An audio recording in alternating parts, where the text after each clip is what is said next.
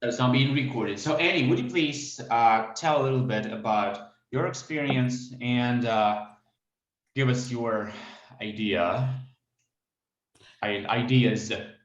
for Kirill, I think I come back to your panel because I have difficulties understanding what you are really up to, or what you want, or what is happening. What I found very special in the two panels where I was the atmosphere of it, where people just talked about their ideas, and there was no academic or intellectual. For me, it was intellectual, but there was nothing at stake, and that was really very nice to feel that. So that's why I'm back again now here, and because I had time this morning. When I hear you talking most of the time, or all the time, about an object. And that's one of my difficulties, I think, because I don't think in objects. And I'm not sure you do think in objects, because all this practical knowledge you are talking about, that is already a process also, and it's never exactly the same. So your object is never exactly the same, because when I approach it at time A, I will be different than I will be at time B. So your object is not the same object anymore. Yeah, and I don't know if you want. Yeah, that's what I have to say about what you were telling. Maybe I can chime in here at this point, because it pretty much connects with what Annie has been saying. I also would like to kind of question or disturb the implicit assumptions, and again on a very practical level. So we're talking about practice, so I will also argue on the practical level. For example, if you speak, I mean, the implicit assumption is that there's a kind of break in perception when we transition from, let's say, to so-called traditional artworks, whatever they may be, to digital interactive artworks, and this requires some practical knowledge. To make a counter argument, I would argue that, for example, if you take the very traditional art form of folk songs that you sing, or any music that maybe has been previously composed but then gets performed by someone else. First of all, I would argue this is much more interactive than any, for example, any computer game or any kind of digital so-called interactive system. Why? Because in the case of the computer game, we're basically dealing with a set architecture with a pre-programmed systems, and the only thing it allows is, let's say, within a given combinatorics, it allows the user or the perceiver to take different paths within this environment. I would very much compare it to, let's say, an architecture where, you know, an architect builds a building, and you as a visitor, you are free to roam in the building and experience your own subjective way. And you might even argue that this constitutes, this subjective experience and this usage constitutes a really important part of the architecture, but it doesn't take away the fact that, let's say, the building has been constructed by someone else. And that's exactly the same situation that you have, for example, in a computer game or in an interactive piece of fiction or whatever. Whereas, for example, singing a folk song, or maybe telling a folk tale in your own words, is something where you, first of all, you become actively involved as someone who's interpreting it, who's giving it literally a new shape. That's much more, you have much more agency, I would say, in singing that song than for example, in the computer game in most of the cases. And also, you could say we have a similar kind of setup that the artwork by itself is not complete. For example, in the case of the song, there might be a score, or there might not even be a score, but there might just be oral tradition. but it's actually the composition is only half or less of it, and the interpretation actually realizes the piece. So in that sense, I don't think that we're dealing with anything fundamentally new. So I don't know if we singing the most simple song, folk song that exists in your particular cultural environment, then I would say this involves enormous amounts of interaction, enormous amount of practical knowledge and practical experience. Also, it truly takes away the difference between production and consumption, or poetics and aesthetics. Because you don't sing the song just because you want to aesthetically enjoy it passively, like you would go into an opera or into a museum, but that you're actively performing it is a vital part of it. So in that sense, I'm really skeptical, whether all the promises of interaction and practicality and user, now the let's say fashionable term is co-creation, whether they aren't exaggerated and need to be relativized. Yeah. And on the other hand, it's of course, I mean, this is what we also had in for example, reader response theory in literary studies, where you say it's even true for a novel. I mean, the novel is nothing. It's just, let's say, blotches of black ink on pieces of paper, and it really comes together through the imagination of the reader. And maybe even in the case of reading a novel, what is on paper is only 50% of what then the experience of the novel is. And again, that then reading itself is also something very practical and engaging. Although I would say that the example of the folk song is still stronger, because there you're really performing the artwork. Okay, thank you, Florian. Yeah, Annie, you want to? Yeah, I would just make a remark that Annie is a performer. I mean, she's involved in the art of performance, and what I'm thinking is that one of my references is a book by Arnold Berlian, it's called Art of Engagement, where he makes this powerful claim that the art is not anymore distancing, it's not anymore about distance, and he speaks strongly against the Kantian tradition of the disinterested viewer. I've been reading a little bit about the art of performance and the theater practices, the acting practices of contemporary tradition, right? And let's say if we take Maria Fischer-Lichte or the researcher scholar from my country, Katy Chukrov, they speak about the new viewer that is already involved, because there is no way they cannot be involved. Okay, so Lichte sees that for instance, the performer, like she brings up the example of Marina Abramovich. She says that, well, the viewer is already in charge of it. He's already in charge of the performance, and there's no way the person can be irrelevant towards what's going on due to the emotional factor, due to the intense emotional strength of what's going on.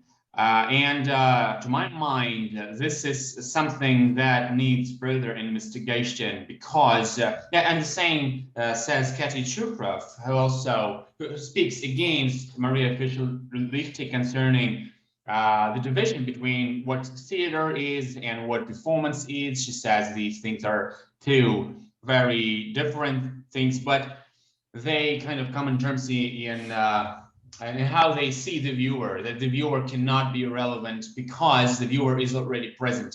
And the viewer does not require to apply any practical knowledge for like whatsoever. Like Chekhov speaks against the interaction, against the interactive involvement, like the ones we see in, for instance, real world quests, adventures, or immersive theater, for instance, because she says that our perception is so intense already, like the eye of the beholder is so intense, like the vision of the beholder is so intense already that we do not need the direct interaction.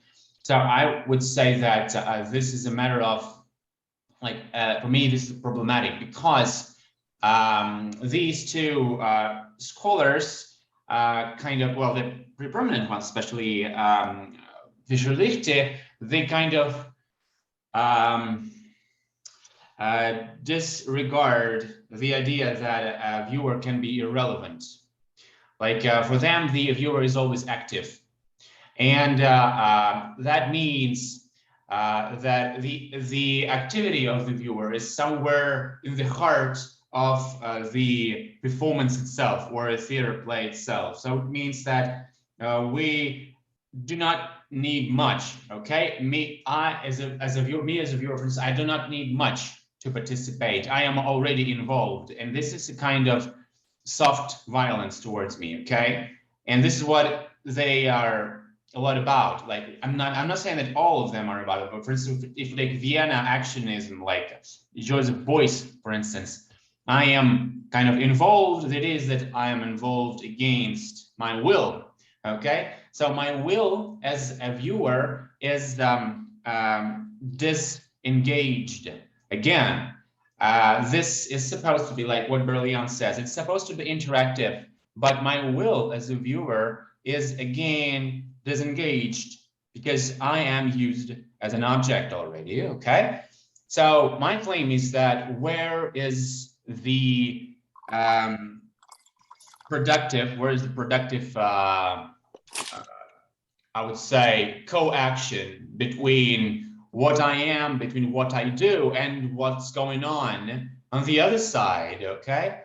So Annie, maybe you could reply on that, because yeah, and this is also I believe that this also concerns the tradition of playing a song, for instance, performing a song, and the question of reproduction, right? Like, to what extent is the reproduction? To what extent it implies, let's say, the passivity of myself, right? Like, if I'm a bad performer, if I'm a bad listener, for instance, it makes me a bad performer. So again, my will is disengaged, right? Because there is tradition, and tradition can be very stale, in fact. And since you, Florian, have noted the fairy tales tradition, well, there is, for instance, Vladimir Prop, who says, actually shows that the fairy tales are very rigid in terms of their patterns, as well as programmed. Yeah, they have a program code. I mean, Prop more or less, you know, kind of reverse engineered the source code of the Russian folktales. Yes. So yeah, as well as Cramer, for instance, who's as a Lithuanian French scholar of fairy tales, Cramer, he also revealed the patterns behind. So how much engaging are they? How much interactive are those fairy tales if they actually present reproduction of the patterns? So they are also stale, aren't they? In a way they are. But well, anyway, yeah. So we have now two. I would say two parts here, right? So the performance, the performing part, right, and the fairy tales part, like the production and perception, and production, perception, and reproduction. If we take fairy tales, for instance, because I don't think reproduction is very much about performing. Maybe Annie would disagree with me here, because I don't know, Kirill, if I disagree or not. I'm just thinking about something that might be related. In some of the performances that I do, it's enough to have the webcam on to have an audience. So already the fact that it is recorded means that people behave differently, kind of differently. People, not people just that, but also actors, also performers. So you don't need the audience to it's just the idea of the audience is already enough for something to change. And there's a lot of tradition knowledge going on in that part, but only the idea is enough. That's one thing I wanted to say. And if you don't want immediately to go on, I would like to tell another short thing. That is, yesterday evening, we had again a session of rewriting. That's reading and writing at the same time. This time it was on the theme of listening, l'écoute. When the session started, we had a text by Jean-Luc Nancy on a Framapad, a very short text. It's not a complete text. It was chosen by one person, and it was a surprise for all the others who came to write together and to read together. These sessions, everyone has his own color. Yesterday we wrote with 10 persons on 2 different pads. We jumped from one pad to the other. We were constantly reading and writing. It became almost a dance of words. And what is interesting in that is that we are all our own audience at that moment. We are all busy thinking through a text together. We are completely placing it elsewhere, our thoughts all the time. When it was over, everyone was extremely excited, because it is very exciting. It lasted 40 minutes. And after that, we talked about it, and it's beautiful. It's a composition. It became an object, maybe. You can watch it over time again, back again. But something for me was lacking, because it still had these individual colors, and I didn't know what it was about. So as a last step, we decided to erase, to take the same text and to start to erase all kind of things. And in the erasing, colors are getting lost. Individuality is not there anymore. And we ended up with a beautiful poem that was really had no author but our 9 people. Why am I telling this? It has to do something. Well, it does. It does have a lot to do with what we're discussing. Is, to my mind, this first of all implies the idea that reading is active, right? So it's active, and it's choices. Like, this is one of my favorite ideas that I have drawn from the digital writing, that well, reading, well, it's not only about digital writing again, because yes, I totally agree with Florian here, that we are rooted in a very rich tradition of reading and writing, seen broadly, right, in a very broad way. So yes, reading leaves traces, and reading leaves traces that are that sometimes cannot be deleted, and that sometimes are not supposed to be deleted, because it's not that we always have a clean sheet of paper. It's not that we always take it's not that we always start anew. We do not start anew. Like when we write something, we come from our reading practice. Like, in a way, reading precedes writing, which is kind of paradox, but in a way it is, because this is something that is always reading into. So reading is always reading into something, right? And writing is always writing into something.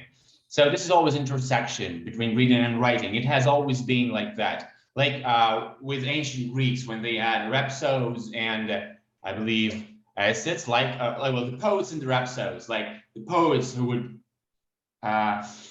think of how we come up with something, right? And the rhapsodes who would reproduce that, but the reproduction is never something. It's never something clean. It's never something that basically repeats because it's not supposed to be secondary towards the act of production. So this is also problematic because we've been for some time doing with the idea that the art can be technically reproduced, right? So it can be technically reproduced. Like for instance, we could say that abstract from Jean-Luc Nancy, it could have been rewritten totally, right? So it could have been rewritten, but there would have been no value in that, right? So the reproduction itself is not the purpose. And this is, again, something that kind of responds to the idea that, for instance, when you perform a well-known song, right, you are both responsible for how good you are, right, how good you are, and for how bad you are, right? So you're not supposed to be that good. For instance, if you are a folk singer, for instance, you're not supposed to repeat the previous player, right? So you're supposed to follow that person, for instance. You're supposed to follow the tradition, but you're also in charge of production. You're not only in charge of reproduction, right? And this is also where I come to the idea of a user that is also a co-author, right? Which is kind of old, but still, like again, if we're playing, for instance, a computer game, something like that, we are to reproduce the steps of how it was developed, of how it was created. So we are kind of reproducers, right? If we do not reproduce this properly, we kind of fail. Like as if we were bad rhapsodes, as if we were bad performers of a famous song, for instance, right? But in the meantime, it doesn't work with digital art in a broad sense, because digital art is broader than just pre-made pieces, because we have experience of exploits. For instance, we've seen games being exploited, being played abnormally, let's say, in an unconventional way, as well as, yeah, Florian. Yeah, but I would say that's not a privilege of the artist. This is happening. If you look at gamer culture, this is happening there all the time, right? Yeah. And up to the point that even gamers make mods of games. That whole genres such as machinima, so the creation of animation movies in game environments have been, you could say, like an unintentional or a bastard offspring of something that was actually never intended by the programmers. I mean, those possibilities of appropriation and repurposing, I think, always exist. Also are nothing new. I mean, we again, if you go back into the history of the arts, of culture, then this happened to any art form, I would say. Yeah. I mean, look, for example, at, I don't know, 50 Shades of Grey, to take a popular example, which actually started as a piece of fan fiction for the, what's the name of the... Twilight? Yeah, Twilight, exactly. So it was internet fan fiction for Twilight. And then, but if you look, for example, at the history of letter novels in the 18th century, it was very similar, how stuff got appropriated and reworked, and suddenly a correspondence like by Diderot, La Religieuse, then became a novel, etc., etc. Yeah, so maybe I'm still stuck with your reference to Kant and the disinterest pleasure. Maybe we need to unwrap this a little bit. Where was this coming from at all? I mean, it was coming from a particular debate in aesthetic theory, which was just a nascent new genre of thinking. I mean, aesthetic sounds like a Greek word, and it is an engineered Greek word that was invented in the 18th century. And basically what there was the whole issue of sensual perception and how to deal with it, particularly in Enlightenment philosophy, and then especially if you're a rationalist like Kant. And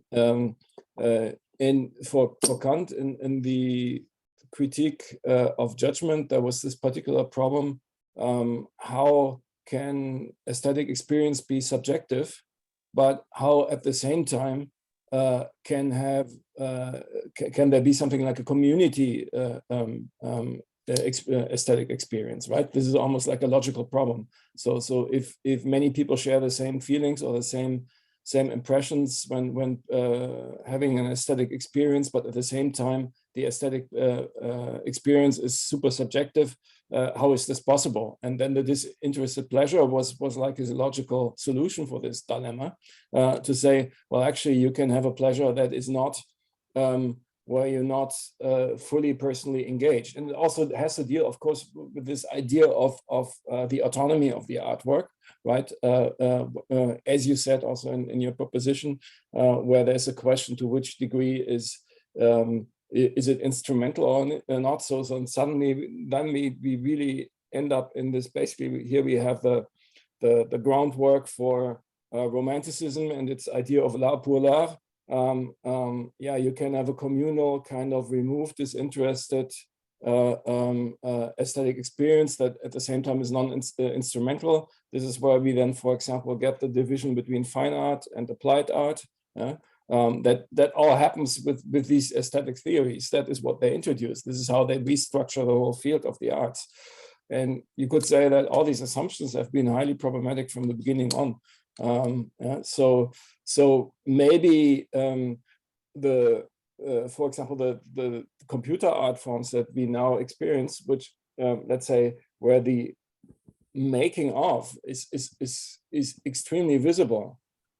Which maybe also has to do with the newness of the technology. I mean, even a computer game is not as slick as a Hollywood movie, for example, or as a Wagner opera. So the cracks are more visible, and there are more points of, yeah, it's not like I buy my movie ticket or my opera ticket and I sit through it for a couple of hours. Yes, and in this way, it brings us up, I would argue, more back to what the original conflict was in the 18th century, because before aesthetics, especially in literature, you had poetics. And the difference was poetics was all about the making. That's literally what poetics means. Poiesis means to make. So the whole question of art theory prior to Kant, prior to the 18th century, Baumgarten, Burke, all these people, was not how is art being perceived, but how it is made. And that, of course, was also very instrumental. This is also where you had the rule books, where painters, for example, got told by the church or by the aristocrats how to paint and what to paint. And then with aesthetics, that was part of this whole kind of Enlightenment bourgeois emancipation, that they say, well, first of all, we ditch all those rule books, and then we get the romantic genius. And we focus not on the making, but we on the subjective experience of art. And then we come up with these divisions, which then lead to the kind of l'art pour l'art. But you could say, yeah, I mean, we have been struggling with this legacy, I would say, not only since digital art, but I would argue, for example, I mean, since you're Russian, I would say that Russian futurism might have been one of the first, poetic futurism might have been one of the first art movements in the early 20th century. Chlebnikov, Krucinic, Jakobson, who then also, Roman Jakobson, who was part of the group and then translated into a theory, who said, well, we have to revise that. We're going back to poetics. We're going back into the making, and how the Russian futurist poetry, the Zaun poetry, kind of also exposed the making of language. I mean, it was really going to the source code, going to the grammar, going to the etymology. Yeah, you as a Russian speaker can speak it. I cannot say the incantation through laughter by Chlebnikov, right?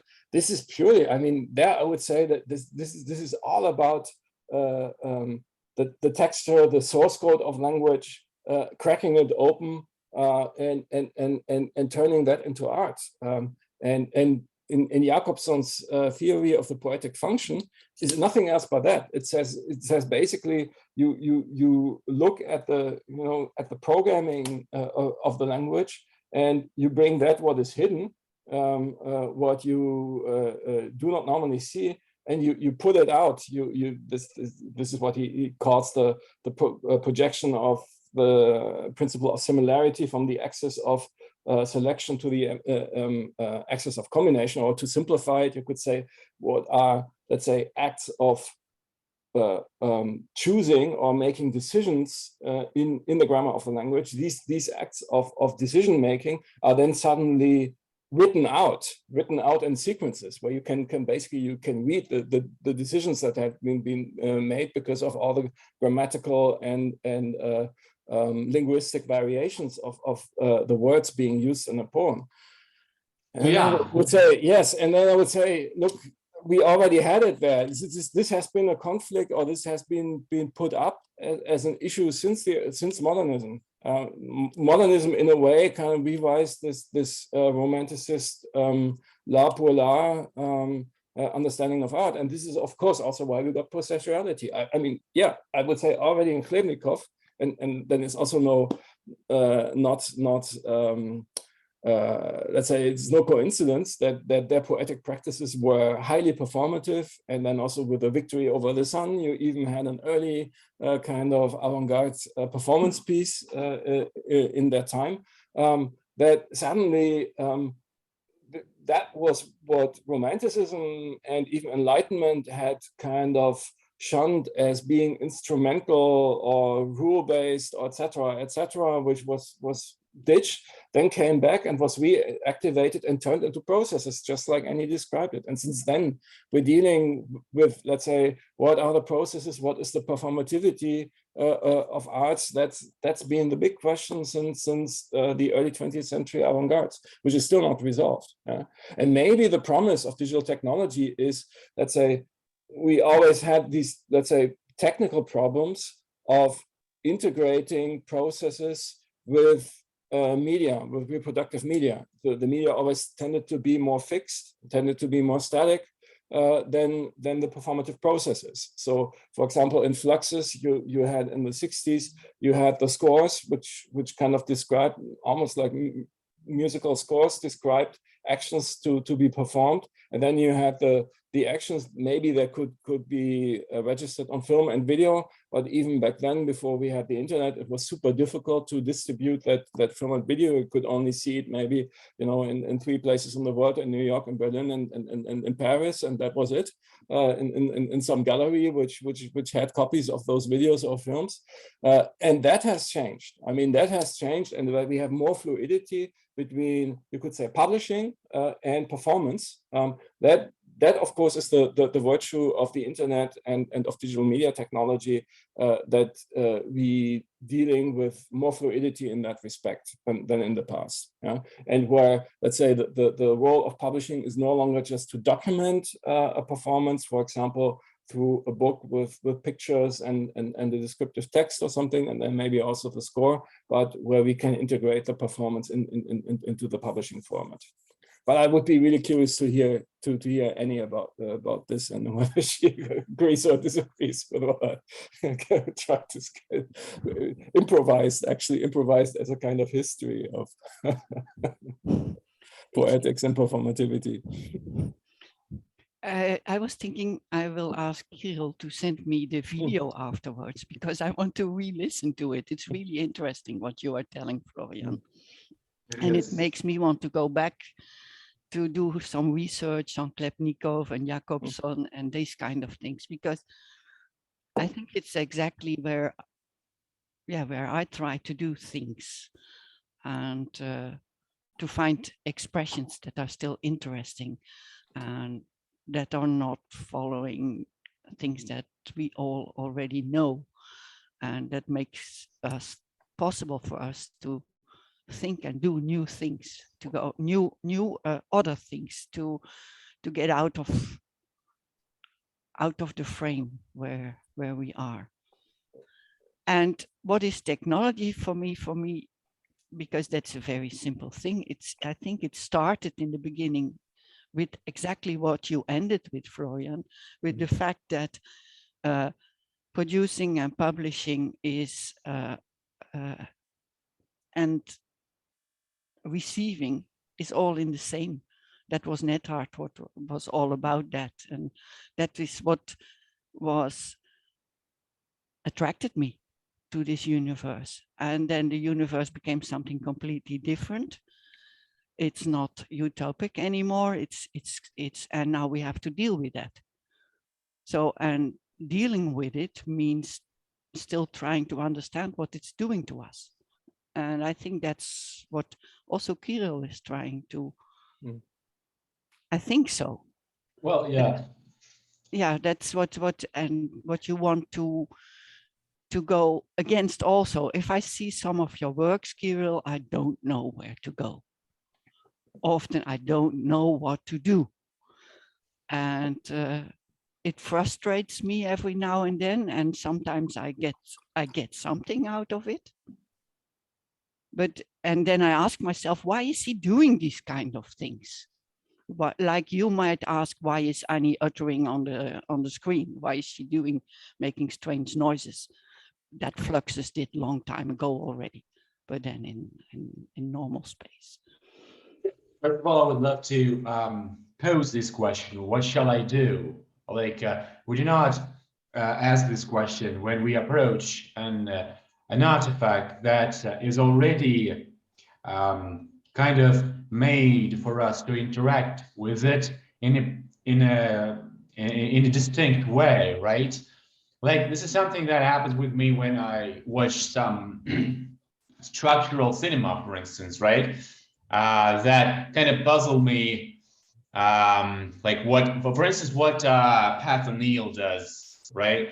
He's also aesthetically very appealing, but in fact, first of all, these kind of films they puzzle me because I try to find my primary position. Okay, it's not that I'm trying to get into it and catch the flow and follow the flow, like when I watch a conventional film, for instance. But I am unable to adjust my primary perception, my position, my initial position in the cinema hall, if you will. Okay, it's not quite a cinema hall, but I just can't find where I start. Okay, when I watch certain structural and experimental cinema pieces. So this is about where I am. This is about where we are. Like, the question of what shall I do is the question of where I am. Okay, so it's the question of what shall I do to turn the machine on. Okay, so it can be compared, to my mind, with the turned off artifact, with a turned off cinema machine, right? With a turned off screen. I gotta turn it on, and to turn it on, I gotta apply my knowledge of it. Okay, and my knowledge of it is always practical. It's always blind. So I am blindly following my intuitions here as well, because we're speaking about the practical and about the blind stuff. We're speaking about hands. We're not speaking about eyes. Okay, we're speaking about our nervous system, neural system, how we could engage our neural system in the perception. Yes, I mean, again, I think it would make a lot of sense here, if we speak then particularly of experimental cinema, to go back to the early 20th century history of Russian avant-gardes, because of course Dziga Vertov's Man with a Camera, that is still iconic and was a huge inspiration. I mean, for everyone working in structural film, that you could say that was the first structural film which actually put the apparatus, made the apparatus the star of the film, right? And exposed its own making. Also in a much more material sense than for example, Bertolt Brecht did with theater, which was also kind of dismantling of the apparatus and putting it out in the open, right? And then the same was continued, for example, in French situationism and Lattrism. If I think of Maurice Lemaitre, Le film est déjà commencé, or the films by Guy Debord, which also were all about, let's say, putting out in the open the texture, the making, you know, and I think it's really funny. An old friend of mine, Alan Sondheim, who also has a background in, yeah, we all know Alan, and I think hasn't he been part also of this colloquium? Yeah, right? always. Yeah. The reason why he's not here is that it's late night for him. Okay, yeah, currently. of course. But Alan, many years back, I don't know, it's maybe 15 years ago, there was a controversy back in the time because the price of Ars Electronica was back then given to Linux as an artwork, and many artists took issue with that. They say no, you know, and this brings us exactly back to your question of the instrumental, because then artists say no, Linux is an instrumental thing. It's a tool, right? It shouldn't be getting an art prize. That should be reserved to artists. And actually, the jury, let's say the jury statement was they appreciated, let's say, the collaborative, collective, open source development. I said, this is something new. This is a cultural dynamic that we really need to appreciate. This is a really important network, what network in the literal sense, what is happening. But then Alan chimed in at that time, and he defended and I'm very much in tune with him there. He defended the award with a completely different reasoning, and then he's saying, if you work with Linux, in particular with the Unix command line, which I do myself, I'm on Linux right now, then he says it's like structural film. It's like everything is exposed. You're dealing with the cracks of the system. You're not having the kind of smooth surface and the user friendliness. But you're interacting with the apparatus when you do command line computing, and it's poetics in itself. There is poetry in doing this, and why do I mention this now? God, now I lost my. To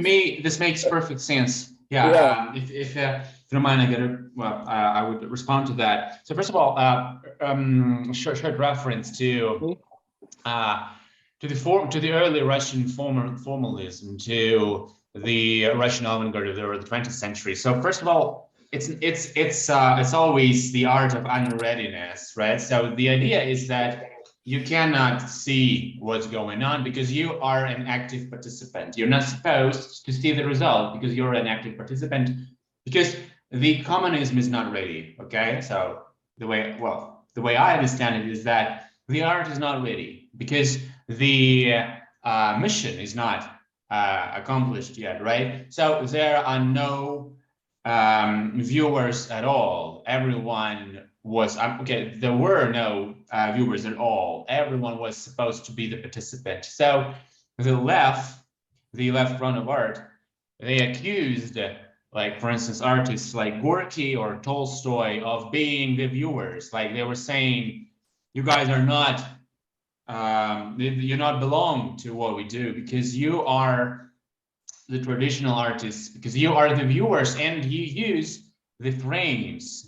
Okay, so they were against using the frames because the frames belonged to the Tsar Russian tradition, right? To the pre-revolutionary Russian tradition. So this was the distinct dichotomy, that there are frames that are unfit. But there were no frames that were fit, okay? They were not supposed to be there because it was the idea of constant building. So they were saying you shall become the part of the process. They were saying a writer shall become the builder of the new world. Okay, so this is what they were claiming. And the idea of completeness wasn't there at all. There wasn't supposed, nothing was supposed to be complete yet. They were coming from the new stuff. They were coming from the unready stuff. Okay, from the underdone and so on stuff, right? And to them, the structure was always devoid of surface. There wasn't surface at all. It was always poetics. There wasn't aesthetics at all in some sense, right? So they were building something, and they didn't want anyone to claim that this can actually be seen from the outside, because no one was supposed to be outside of it. Okay, there was no one to see, there was no one to behold. And this is really interesting, because this brings us to the idea of a pure structure, of bare structure, of also structural cinema again, right? Because yeah, Florian, I can't hear you. I don't know. I'm muted. Yeah. I found Alan's statements. Maybe I can just read it. And it's from 1999. And in 1999, it was indeed when Linux got the Ars Electronica award. And he writes, Linux is art, not because it receives a prize, but because of the aesthetics and the collaboration in the organism whose parts are naked and self-evident, even to those reasonably unfamiliar with operating systems. In the ability to make and wear it like a skin, crossing the world where the net continues to flow and stumble. Linux in shell mode, so in text terminal mode, is a potential field that appears to follow the thinking of the user. It doesn't appear, unless one wants it to, like a corpus or a graphical superstructure. It's film theory 1968 all over again. The parameters and articulation of the system visible, the artifice revealed, the imaginary laid out in palimpsest. I think it's a beautiful quote. You know, it brings us, you know, and it doesn't just apply to Linux. I think this is a general kind of characterization of, let's say, the state of performativity that we're dealing with when we are, I say it a little bit in a fashionable Latourian sense, if we now dealing with networks of human and non-human actors, right? And that is of course what performativity and performance and processual art is about these days. I mean, it's almost impossible to have a performative art practice without not having some form of non-human or machinic agency in it. Yeah. And that's still what we're dealing with. And I would also say that is still what people are on a large scale still insufficiently aware of. I mean, not many artists have let's say, gone through this process of thinking it as radically as it is being proposed here, actually more than 20 years ago. Well, yeah. In fact, I love this combo, you know, flow and stumble, which is kind of really, to me, really important. Like it flows and it stumbles. So with flowing, it's quite clear that flow actually happens when we got the inertia of it. Like when we are aware, first of all. Yeah, thanks, Florian. Right, so we are aware of what to do. We are aware where we are. We are aware as artists what to do, and we are aware as viewers what to see, where to look at, right? With the stumbling, it's more problematic, right? So so I wonder if this presence of a viewer, this implicit presence of a viewer, makes the performance stumble. So that does make you stumble, for instance, right? Because stumbling is something that is of utmost importance here, I believe. I don't know if you agree with me. If stumbling is important. Exactly, because when you speak about the implicit beholder, implicit viewer, to my mind, this means that it implies stumbling. Like I cannot flow as I am because there is something on the other side that I'm not quite aware of. For me, it's not like that. Okay. It's not about. It doesn't make me stumble. I think it is important because that is what we are looking for. We want to be seen, or we want something that we do not to be seen necessarily with the eyes, but to exist. And already the presence of a webcam apparently does fulfill that desire that we somehow have. That's something what I find magical in a certain way. But it makes a big, big, big difference. It makes a big difference if you say that people perform or that they come to a meeting. That word, the way you introduce people to something, changes enormously. People love to perform, and meetings are much. A lot of artists I know love to perform, and they are not so interested in meetings. So that's quite interesting. But just something that's a little bit aside, but that it is related. I already more than 10 years ago, I did a performance with 4 people performing for me. 2 of them came from theater, and 2 were people who never were on the scene before. And they had exactly the same preparation of 2 hours, and then they did a performance. The 2 from theater were very good as long as they were not on stage, but as soon as they came on stage, you could see they changed their attitude, they changed everything. For them, their whole history of having been educated as actors made that they could not stay in something that was only for 4 people, meant for 4 people, but they reacted to the audience that was there immediately. And that was also very strange. So, yeah, okay. Go on. Yeah, and go you on if you want to say something, because my thoughts are never so very clearly. Yeah, my thoughts was not very quick. In fact, yeah, well, I believe your thoughts are much more clear than mine, because my thoughts are very, let's say, they're very blind. Okay, so I would suggest that I make them deliberately blind, because I want to find this, route that I could follow like blindly, because when I see something as a concept. All right, so that's a problem.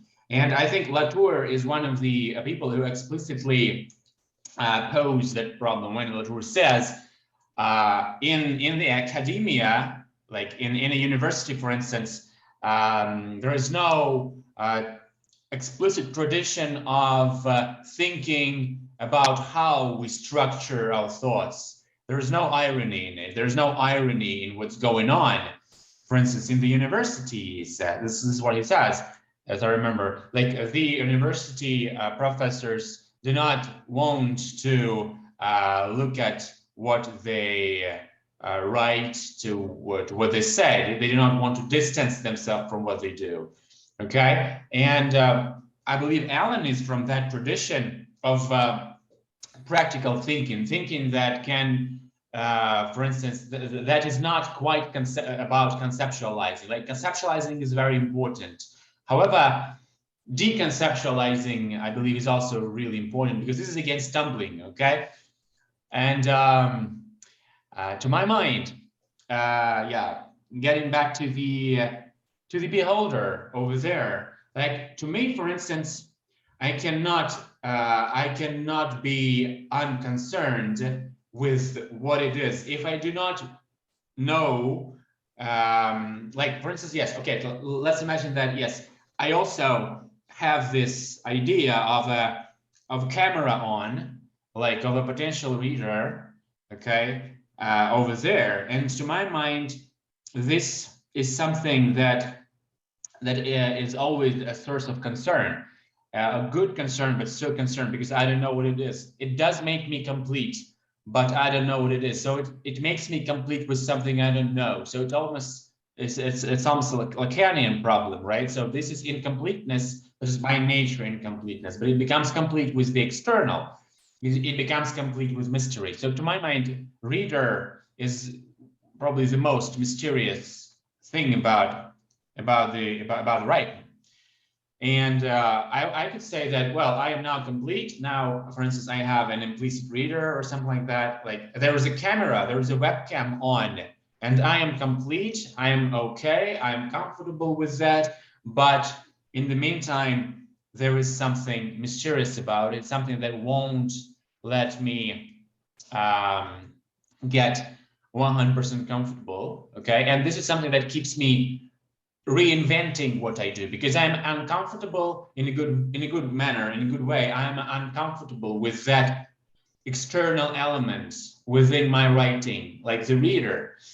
Yeah, for instance. So and the structure is also a very interesting thing. Like there is also Shklovsky, for instance, right, who used to write on how to hide your method and how to reveal your method. So in a way, there is also a question of how much we shall hide what we do and how much we shall make what we do visible. But with structural cinema happens a very strange thing that I would just might discourage Shklovsky a little bit. I don't know for sure, but I would, and if I was in his shoes. When the viewer approaches the structure of structural cinema, they do not know what to do with that. The structure gives no key to the artifact. Okay, so like with Shklovsky, it's quite the opposite. Like if we get the structure, we get the keys, all the keys we want. But with structural cinema, it doesn't work at all. And with the electronic artifacts, with the electronic pieces, it doesn't work at all as well. Because when I approach a thing in a developer mode, for instance, I cannot make head or tail of it. So the structure discourages me as a reader, okay? While with modernism, with Shklovsky, it was, and it was Nabokov even, it was quite the contrary. Like if you get the structure, you get everything. But with the experimental structural cinema, when you get the structure, you're kind of shocked, because you see something that you were not supposed to see, right? You have this feeling that I'm, like, for instance, I can say that sometimes I have this feeling that I'm seeing something, I'm looking at something I wasn't supposed to see. So the division between artist and viewer is getting short, like it's dissolving slowly, but in a way, the division is radically there. The division, like we see this distance, this dramatic distance again between how the thing is done and how the thing is perceived. So this is what I see. Thank you. Thank you, Annie. No, I suddenly I see something in my own work, because I deliver almost always all the protocols. Everything is always there for everyone to see. And then the performances are happening online. And in these performances, I try to reveal things that the actors don't control. That's what is important for me. Then it's the online factor is very important in that, because it makes it impossible to control everything, and because there's no history yet. So yeah. and that's somehow what I didn't for, yeah, that's somehow what I understood of how it is working. Yeah, in fact, the history is now being made. I mean, there are all sorts of issues related to that, all sorts of problems, because we do not know how this history is supposed to look like. Like it's always uncomfortable to make history of something that is ongoing, but in fact, history is always something that is ongoing, right? It's not something that is there. Okay, like there is a fashionable saying that past is not even the past. It's just past, and because it's not even past yet, right? It's still there. But can I chime in here again? Yeah, sure. It's really interesting. It's really interesting. I want to go back to what Annie said about, let's say, the revealing of the mechanisms, the revealing of the codes in a performance.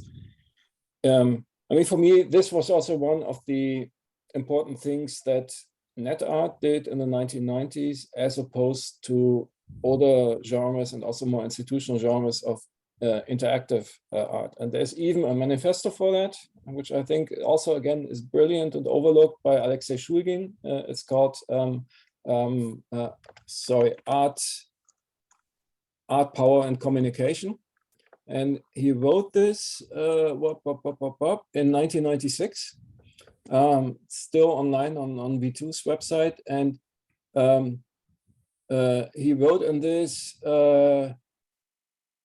media art has immediately become a synonym for experimental art from the point of view of high art society. Looking at very popular media art forms such as interactive installations, I always wonder how viewers are excited about this new way of manipulation on them. It seems that manipulation is the only form of communication they know and can appreciate. They are happily following very few options given to them by the artist: press left or right button, jump or sit. And then he says, media artists, it comes a manifesto, stop manipulating people with fake interactive media installations and intelligent interfaces. You're very close to the idea of communication, closer than artists and theorists. Just get rid of your ambitions and don't regard people as idiots unable for creative communication. And then basically he says what we don't need is interaction in this kind of restrained form, in this kind of click button form, but we need communication. That was what net art was about. It's about networking. It's about complex forms of dialogue. And finally he says, don't be dependent on the medium you are working with. This will help you to easily give it up. And I think this is a super important message. I mean, there are two things in it. First of all, there are always these kind of traps with interactivity that you settle on a very restrained, very limited notion of interaction and don't see the limits of that. I mean, that was basically the issue of all the kind of institutional media art that was fostered by Ars Electronica, ZKM, etc., etc. And I here totally agree with his critique. And then let's say comes the proposal, and back in that time, I mean, doing net art in 1996 meant, you know, you settle on a crappy medium. No, you do your works by email and in the form of emails, like Alan also did, Alan Sondheim did, in the form of his email code works, instead of having your fancy 3D installation, which back then required, let's say, super expensive silicon graphics workstation, etc. It really meant you had to go low tech in order to emphasize communication over these kind of fancy 3D interactions. But then when he says, don't become on the medium, don't depend on the medium you're working with, don't become a master, and I'm really, really reminded of what happened to structuralist film. And I'm intimately familiar with it, because here in Rotterdam, I'm also part of a film lab at Worm, Filmwerkplatz. There are hardcore analog hand-developed 60mm people. They're still in touch with what remains of, for example, of the former London Film Co-op of the 1970s. These people are still active, but this is exactly the trap that I think that structural film ran into, and the experimental film scene still is in. Maybe they became masters of their medium. Yeah, they became really good at basically nowadays the only people left who really do analog film processing Yeah. And really do it the traditional way. I mean, even in Hollywood, when you have films that are being still produced on 35 millimeters, the negative gets scanned immediately and all the post-production is done digitally. But now the artist-run film labs are the last people who have fully analog processes, do film printing, etc., and use, for example, optical printing, contact printing, etc. But back then, another good friend of mine is experimental underground filmmaker Wilhelm Hein. He belongs to that generation, 60s, 70s experimental filmmakers, and he said the optical printer was the death of the underground film in the 70s, because then everyone became a master of that medium, and suddenly they started to make fine art. Suddenly they became, the instrumental. To go back to the beginning of our discussion, you could say the instrumental suddenly became its own aesthetic, and people became masters of for example, optical printing and making experimental films with optical printing. I see something very similar happening in contemporary zine making, where people now suddenly become masters of the Riso process, and making these kind of fine art Riso print zines, which have nothing to do with the kind of crappy punk Xerox zines of the 1980s that I grew up with. That actually made, this was like the first thing that I made when I was 13 years old. I made a crappy punk zine. This is where I'm coming from, actually. So this kind of trap, that even when you're kind of your approach as an artist involves breaking down the dichotomy between the instrumental and the aesthetic by making, let's say, the apparatus visible. So you take the instrument, and by visible, it becomes aesthetic, it becomes perceivable. So you're breaking down these categories, but even that can result, then there is a trap, there is a kind of, how do you say, a seduction to then get so deep into these processes, into the instrument and the apparatus, whatever your medium is, that you kind of get lost in it. It's like a rabbit hole. And I would really argue that in the case of the experimental film tradition, people like Peter Guidal and et cetera, they vanished into these, they ended up in this rabbit hole.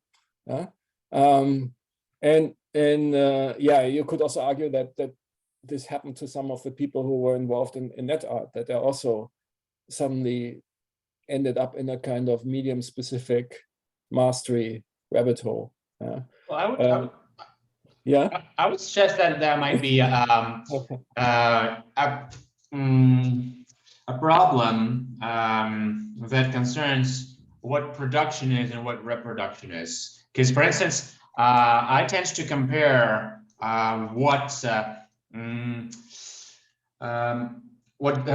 instance, Alexei Gastyev did in the early 20th century in the Soviet Union with his also performative industrial practices, when he said something like, the iron flows through me and my blood flows through the iron because I am the machine and machine is me. And I would say that this is the this is kind of something that makes the production again, like reestablishes the production as the ultimate goal, like processes them as the ultimate goal of building the society. Okay, and I would compare that with what Kraftwerk did, for instance, and what they do. Like the guys, the people who deal with, or Andy Warhol, if you will, like the people who deal with the things that are reproduced, things that are made, right? So while Gustav and a lot of other Soviet practitioners, right? For instance, Soviet, I don't know if practitioners is the correct word here, but well, artists, right? Soviet artists, like for instance, Andrei Platonov, when they do something that is always undone, that is always in the process of production, right? Like the manufacturing process is never there, okay? Because it's not for sale. Like this is my view of it. Like the Soviet kind of way of seeing the production as not for sale, but for further production, for further growth, is something that is opposed to the Western paradigm of reproducing stuff. Like, for instance, for Kraftwerk, with Kraftwerk, I see that, like, to my mind, they kind of despise the very process of production. Like, for them, there is no such thing as process, right? Because it's always about reproducing patterns, and this is their style. There's nothing bad in it, but, well, this is their style. So there's production against reproduction. Yeah, well, Florian, yeah, your sound is off again. I say I partly agree and I partly disagree. If you take the example of Kraftwerk, interestingly, I mean, Kraftwerk also paid their homage to the Russian avant-garde. I mean, the cover of The Man Machine is a literal quote riff on Elisitsky and Rodchenko. But the way it's really funny because I'm originally German. I mean, I've been living in the Netherlands now for 15 years, but so this is my background. Actually, believe it or not, when I was 12 years old, the first record I ever bought of my own money was Computer World by Kraftwerk. But the way I perceived Kraftwerk as a, and then I hated them. I went into the punk phase, and Kraftwerk were really hated by the punks because they were like yuppies. But the way I perceive Kraftwerk as a German is, I think their songs are really folk songs. They're really German folk songs. I mean, they really sound like the popular 19th century German folk songs that were collected actually for the first time anthologized by German romanticist poets, by Brentano and Armin, des Knaben Wunderhorn, you know, and the melodies of the Kraftwerk songs. When I hear them, I could imagine, like elementary school children's choirs sing Radioaktivität, die für dich und mich im All entsteht. It's completely the melodies. It's like and also the way the lyrics are written is so much like the kind of German romanticist folk song tradition, and then only in this kind of 1970s techno optimist way, we have these great highways and we have these great nuclear power stations, etc. And I think that was also the reason of their success, because actually, I mean, look at how many cover versions there have been by Kraftwerk, right? They really have become like folk songs. That was also the difference to, for example, the more experimental krautrock and progressive growth of the 70s, that they had these children's melodies, yeah, and in that sense, maybe their music themselves, let's say, was closed and didn't really, didn't reveal codes, etc. Although, again, they reworked the material many times, so you can also hear how it changes, and you can hear how, for example, they adapted to new studio technology, etc. But it had this kind of invitation to be picked up and be sung and reworked in a similar way that I sketched for folk culture in the very beginning of our conversation. Yeah, I would suggest that it does a little bit reveals the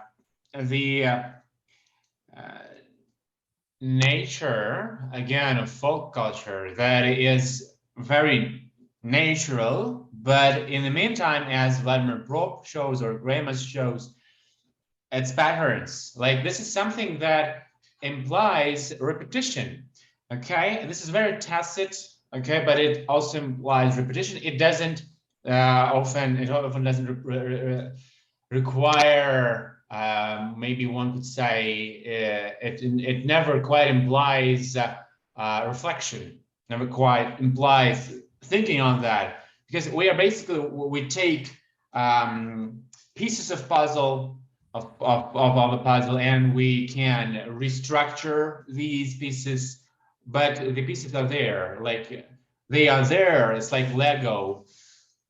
Well, like Lego toy or something like that, right? So it means that basically we act as users, like we act as users because we do reproduction. We reproduce stuff. We reproduce what we already have. And to my mind, this also has to do with the commercial, with the capitalist attitude, like what and Warhol did, for instance, right? Like he said something like, "I want everyone to be alike. I want everyone to be the same," because it's mass production. It's a mass manufacture, right? It's something that can be constantly reproduced because it can be constantly sold. All right. While with the for instance, Soviet avant-garde, it's never finished. It's never for sale because it's never finished. So I see this as the conflict. Well, kind of politically, I don't know, sociologically, maybe it's kind of conflict, right, between production and reproduction, something that is never there and something that is constantly reproduced. So yeah, and both things are of very much value to me. I mean, I do not I'm not choosing between them. To me, they are kind of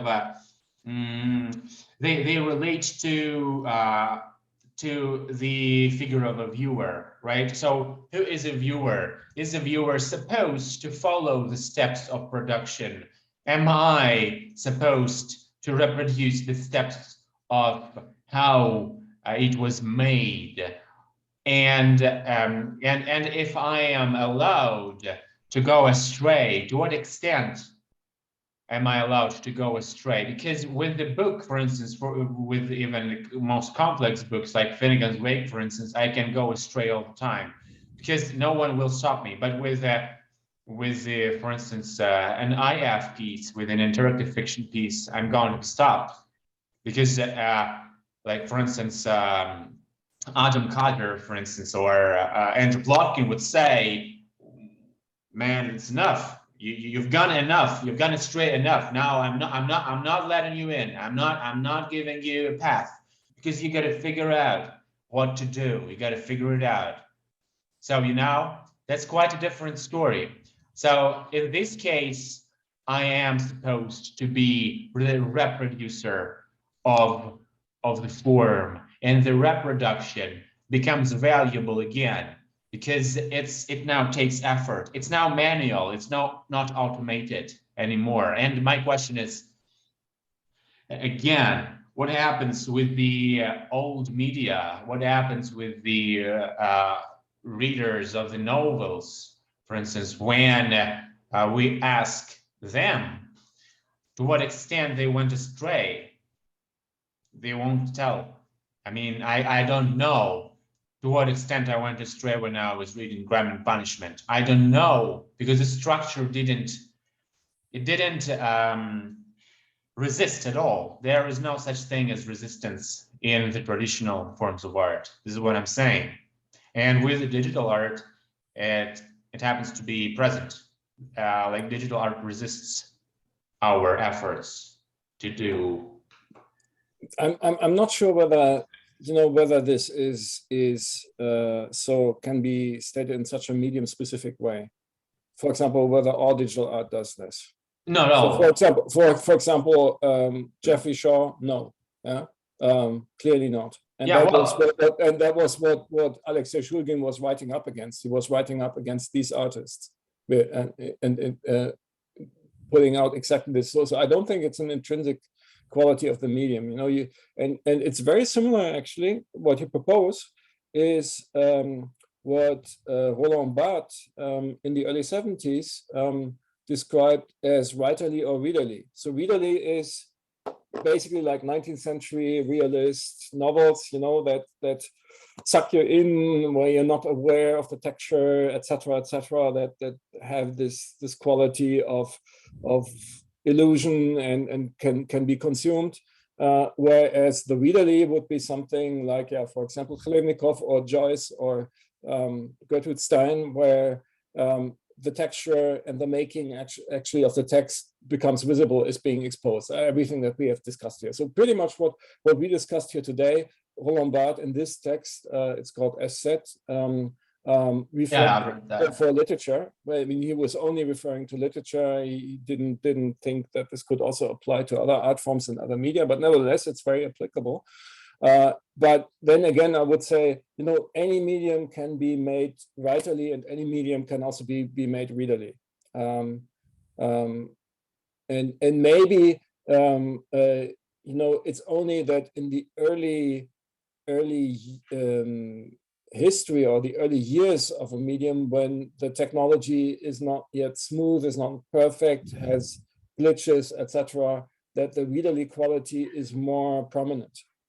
Yeah, that's also why, let's say, a film like Vertov's Man with a Movie Camera could be made in a time where the technology of filmmaking was still in its infancy, and where the question of the apparatus was much more prominent, and let's say where a language of film hadn't been commonly established. And maybe that was also the tragedy of filmmakers like Vertov and Eisenstein, that in the end, you know, through their montage techniques, they helped establish the modern language of cinema, which then became the mainstream language, and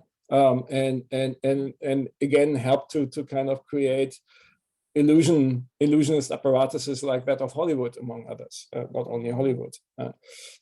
So that is of course always the tragedy, that by being this kind of writerly artist who exposes the apparatus, you're also innovating the apparatus, and you're helping it to become smarter and be more successful in creating its kind of readerly illusion machine.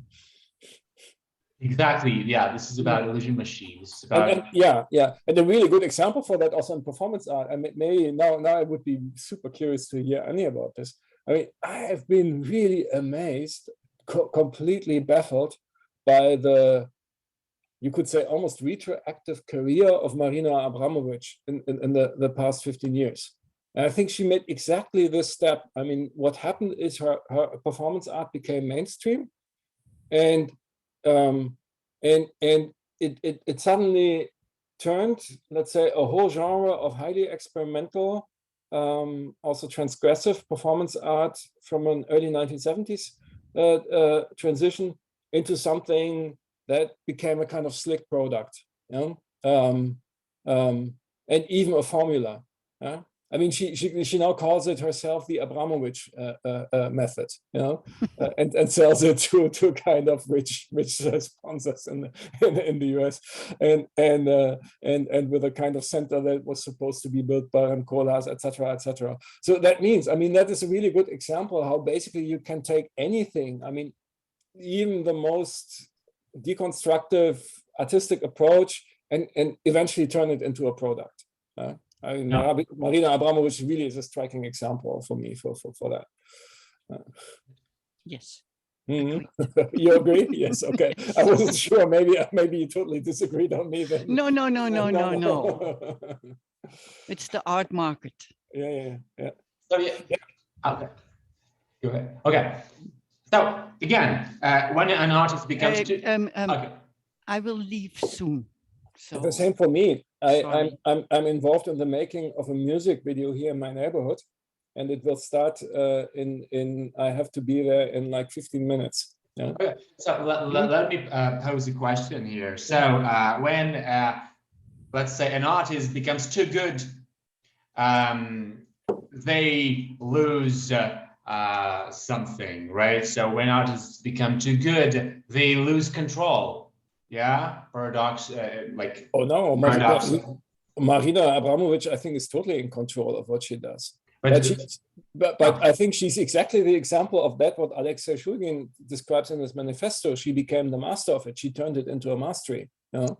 It's like virtuoso. If you do something long enough and consequently enough, and I mean, that to her credit, right? I mean, she just kept doing what she did for so many decades until she had reached this status, right? It's similar to, I don't know, also you can also be a punk band and you just keep on doing what you're doing, and you don't give a fuck if in the meantime for some decades what you do goes out of fashion, let's say 1 or 2 decades later, what you do will be appreciated again and will hit the zeitgeist, and then you are the master of it. Then you are the only survivor, and you have perfected all your tools, right? And this I think is what Marina Abramović has done. Also, to her credit, I mean, she had staying power in what she did.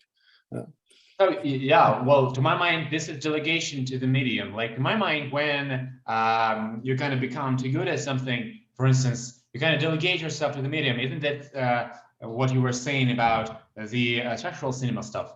Like, when you become your medium, right? So you kind of lose, well, let's say lose access to the structure because you delegate yourself, you delegate your power to the medium, and you lose the critical view of it. So the same goes with the reader. The same goes with the viewer. When the reader or viewer is too good, they also lose the access to the structure because they recognize immediately there is no stumbling at all. So my question is how to keep stumbling as authors, how to keep stumbling as readers.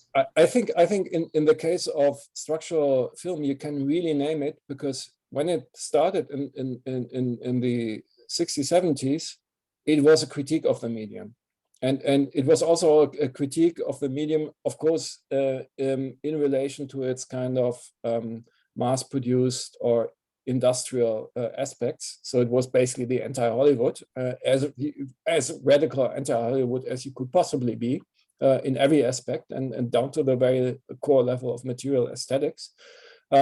But then I think over the course of time and through this mastery of the medium, which its makers acquired, it then turned into a love affair with analog film, you know, into a celluloid love affair, and into a kind of amateurship, you know, where you can say it's much closer to a kind of, I don't know, to you know, collector cultures.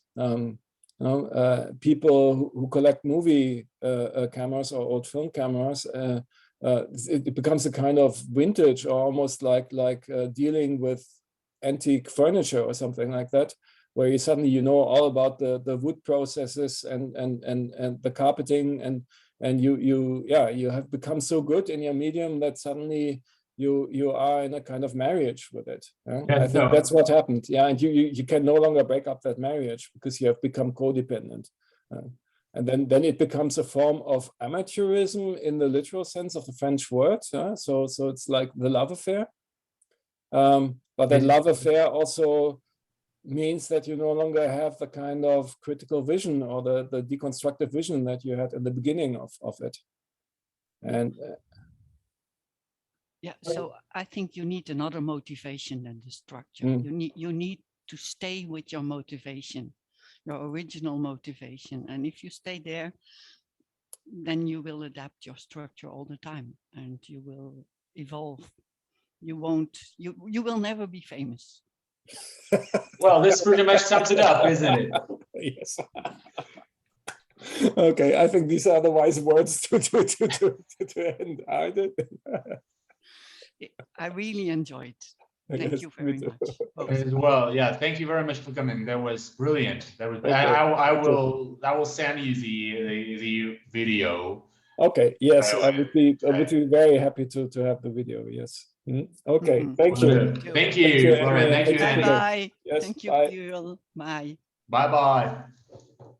Bye, Annie. Thanks.